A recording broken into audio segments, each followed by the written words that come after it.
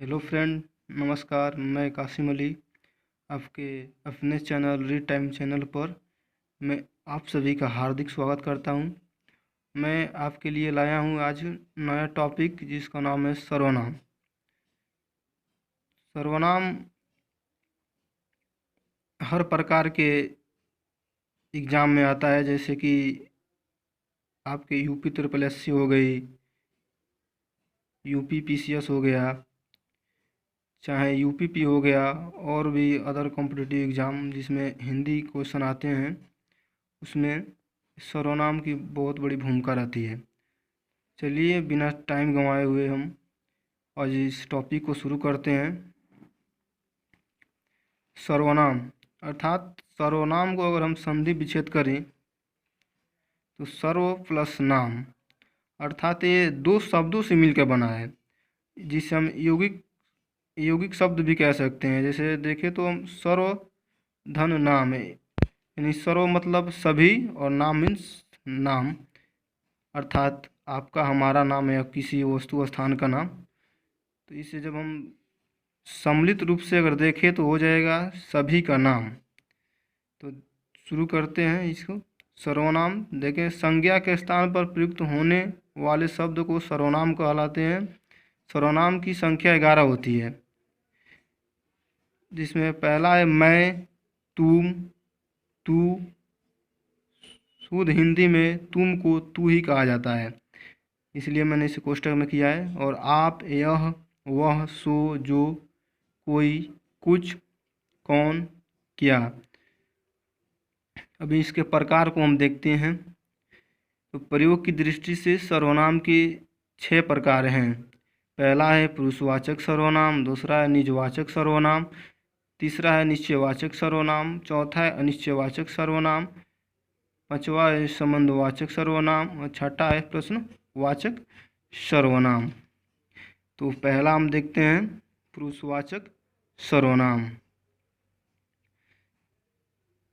पुरुषवाचक सर्वनाम वह सर्वनाम पुरुष, स्त्री और पुरुष, कोष्टक में स्त्री और पुरुष के नाम में के बदले आता है। इसके 3 भेद हैं। बदले में आता है वह पुरुषवाचक सर्वनामों के अंतर्गत आता है। इसके 3 भेद हैं। पहला है उत्तम पुरुष। उत्तम पुरुष अर्थात वक्ता या लेखक। जैसे मान लीजिए मैं बोल रहा हूँ तो मैं वक्ता हो गया, और जो सुन रहा है वो मध्यम पुरुष हो गया, और जिसके बारे में हम बात कर रहे हैं इस वक्त वह अन्य पुरुष हो गया। तो इसी तरह पे है उत्तम पुरुष। तो उत्तम पुरुष को डिटेलिंग थोड़ा करते हैं। पहला है इसमें उत्तम पुरुष वक्ता या लेखक उत्तम पुरुष के अंतर्गत आता है। जैसे मैं, हम, मुझे, हमारा, मेरा, मेरी, मुझको, हमने आदि, इसी प्रकार के। और आगे मध्यम पुरुष, इसके अंतर्गत श्रोता या पाठक आते हैं। जैसे मैंने अभी अभी बतलाया कि जैसे मैं बोल रहा हूँ तो मैं उत्तम पुरुष, आप सुन रहे हैं तो मध्यम पुरुष, और जिसके बारे में बात हो रहा है वो अन्य पुरुष, तो वो है मध्यम पुरुष। मध्यम पुरुष के अंतर्गत श्रोता या पाठक आते हैं। जैसे तू, तुम, मुझे, तुम्हारा, अपने, आपसे, आप आदि। और तीसरा है अन्य पुरुष। अन्य पुरुष वक्ता या श्रोता जिसके बारे में बात करते हैं अन्य पुरुष के अंतर्गत आता है। जैसे वह, वे, ये, उन्हें, उनका, उसे, उन्हें आदि। अब दूसरा देखते हैं। दूसरा सर्वनाम है निजवाचक सर्वनाम, यानी निजता जिसमें अपनत्व प्रकट हो, उसे हम निजवाचक सर्वनाम। जैसे मान लीजिए यह मेरी कलम है, यह मेरा पुस्तक है, यह मेरी पतंग है। जिसमें अपनत्व मतलब अपना जिस पर अधिकार, मतलब अपना जो निजी है, जिसमें निजता का अधिकार हो, वही निजवाचक सर्वनाम है। इसका परिभाषा देखते हैं। जिसमें कर्ता के साथ अपनापन प्रकट होता है वह निजवाचक सर्वनाम होता है। जैसे आपने, मेरा या मेरी, स्वयं, खुद, स्वतः, इसी प्रकार के और आगे। और तीसरा, उम्मीद करते हैं कि ये दूसरा निजवाचक सर्वनाम समझ में आया होगा। और दूसरा देख लेते हैं, तीसरा देखते हैं, निजवाचक सर्वनाम। निजवाचक सर्वनाम, निजवाचक मीन्स निश्चय प्लस वाचक, यानी जिसपे निश्चितता प्रकट हो, जो निश्चित हो, उसे हम निश्चयवाचक सर्वनाम कहते हैं। परिभाषा देखते हैं इसकी। किसी निश्चित वस्तु को बोध कराने वाले सर्वनाम निश्चयवाचक सर्वनाम कहलाते हैं। जैसे यह, ये, वह, वे, यही, वही, उन्हीं, उसी आदि। जैसे इस पे क्वेश्चन कि यह, यहाँ पर 5 लड़के खड़े हैं। ठीक, अब देखते हैं चौथा, अनिश्चयवाचक सर्वनाम। अनिश्चयवाचक मीन्स जिसमें निश्चित न हो पाए, बोले तो कंफर्म न हो पाए, उसे हम अनिश्चयवाचक सर्वनाम कहते हैं। जिसमें सर्वनाम से किसी निश्चित वस्तु का बोध न हो सके, उसे अनिश्चयवाचक सर्वनाम कहते हैं। जैसे कोई, कुछ, किसका, हर कोई,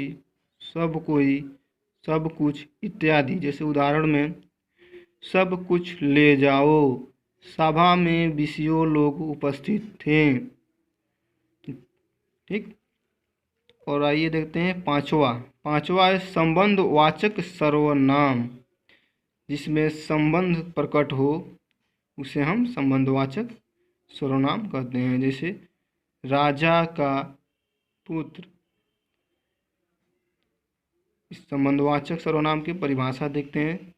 संबंध प्रकट करने वाले सर्वनाम संबंधवाचक सर्वनाम कहलाते हैं। जैसे उदाहरण है कि जिसकी लाठी उसकी भैंस,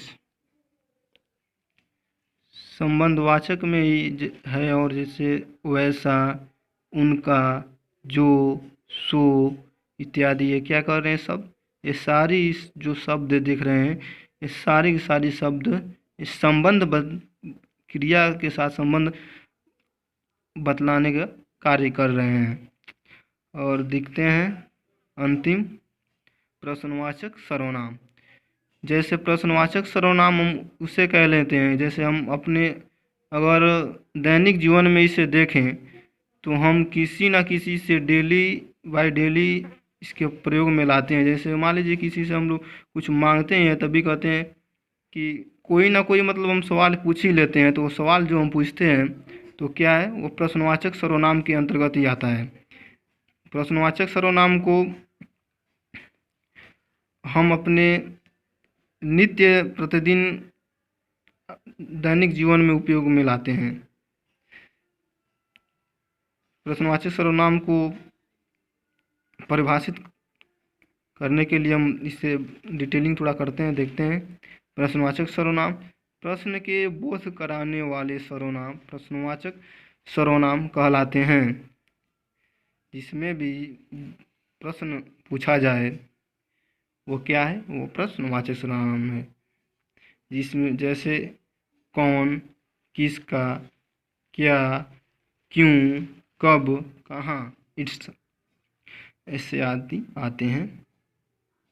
इसमें एक नोट में देखिएगा इस 6 सर्वनाम के अतिरिक्त संयुक्त सर्वनाम भी प्रयोग में आते हैं। जैसे जो कोई, सब कोई, और कोई, कोई भी आदि। मैं समझता हूँ कि आप लोग को जो भी मैंने बतलाया वो सारी चीज़ें समझ में आई होगी। और अगर समझ में आई हो तो हमारे वीडियो को लाइक करें, शेयर करें और सब्सक्राइब करें। धन्यवाद।